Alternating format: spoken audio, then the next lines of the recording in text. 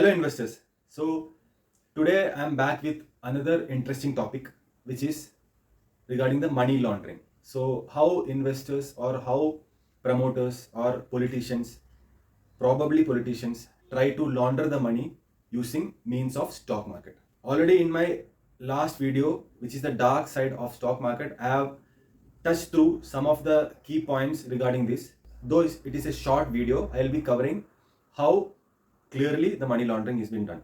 Also, before listening to this video, I urge you to see my earlier video on FII selling, the foreign institutional investor selling. So you should know who are FII and how they are selling and why they are selling. So this will also give some base for this video. So I suggest you to go through that video as well. So the question is, are FII or are all the FIIs really genuine? So that will be answered soon after this video is completed. So say a politician has parked lot of his illegal money abroad and he wants to launder that money to India to his bank account. So here's how it is done through our stock market. Let's explore it. So what they'll do, the politician or the ex-person in India will pick up a penny cap stock. So regarding penny cap stock and the dark side, we have explained in the last session. So they pick up the penny cap stock, say, which is trading at around 3 to 5 rupees or say 10 rupees.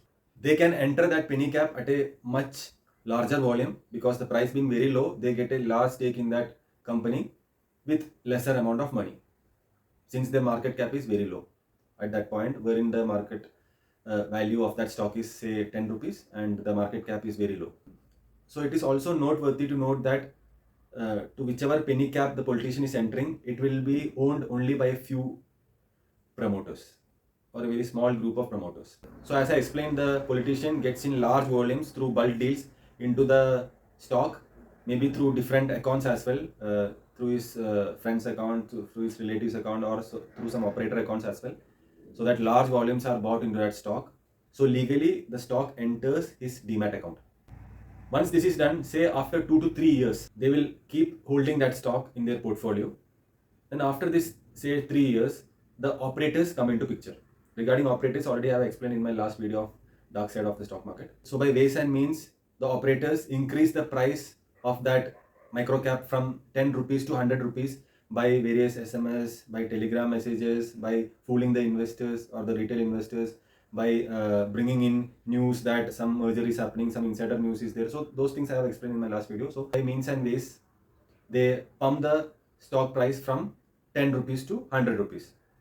So now the stock has reached its top all-time high. Now some ex-foreign institutional investor who is placed in Mauritius through his sub account buys into this stock at a price of 100 rupees. And you should note that the money available with the Mauritius so-called FII is the money of the politician only. So that money which he wants to launder from that country to India. So politician pays the FII. So FII, that money will be utilized by FII to enter at a all-time high into this stock. So it's literally like the politician bought the stock at 10 rupees and at 100 rupee the Mauritius FII is buying into that stock. It's like the entire money which the politician wanted to launder into India is being utilized by Mauritius account to enter into this stock.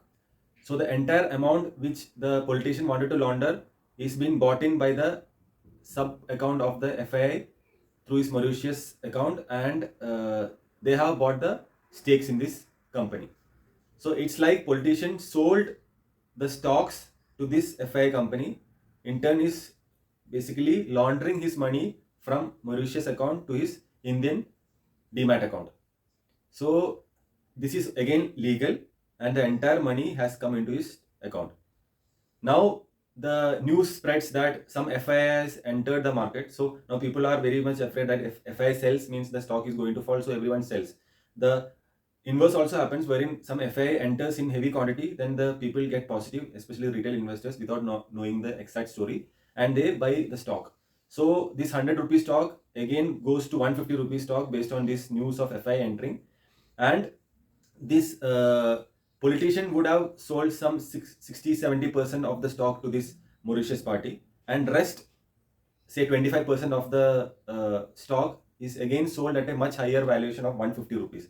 So again, not only he launders his money from his foreign account into his Indian account legally, but also fools the retail investors and takes away their money as well, which is that 100 to 150 rupees delta of 50 rupees. Then he sells off the entire stake. So after 3 years, he has got a long-term capital gain tax only. The short-term capital gain tax is waived off. So he pays some negligible percentage of tax on that, and his complete black money is converted into a white money, and he can use that for all his other purposes inside India. So that is how comfortably the laundering is done. Now, SEBI spends lot of money for surveillance of such fraud happenings, but still a few do this illegally and they get out of it. Now, another thing which I have captured from my earlier experience is that some blue chips also, bigger or larger companies also do some fraud things in the company. Like they tell that they are having a capex plan and they show that as capex in their cash flow statement, that they have used 1,000 crore capex for putting up a plant in, say, Kolkata for manufacturing XX product.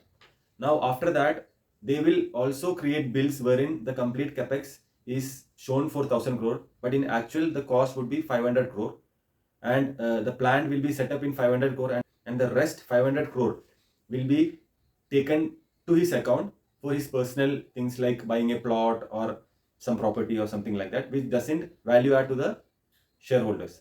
But the capex is completely taken from shareholders' books, and the debt is being paid by the shareholders' funds, and the 500 crore is completely enjoyed by the promoter without any problem. These are also other ways by which the money is utilized in the wrong way by promoters.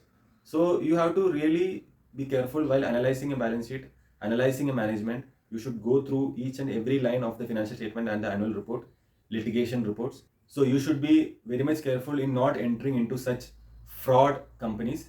And if you have watched all my videos and if you are a follower of my value investing series, you will really know how to enter into a stock and how to analyze it and not to get into such traps. So always be cautious while getting into a stock. Really analyze it, go deep into it, understand everything. If you have any inclarity, write to the management. If they don't revert on that, just about that stock, because there are n number of stocks available, cheaper stocks, good quality stocks with good management available in the market. So enter into that. Also, if you have any doubts regarding some company or if I can help it out, you can always write to me in the comment session, so I can try to analyze the stock and give you some suggestions. Hope this session was really helpful for you in understanding some fraud happenings in the company, or how the people launder money into the country through stock market. So do keep away from such stocks. See you in next video. Until then, happy investing.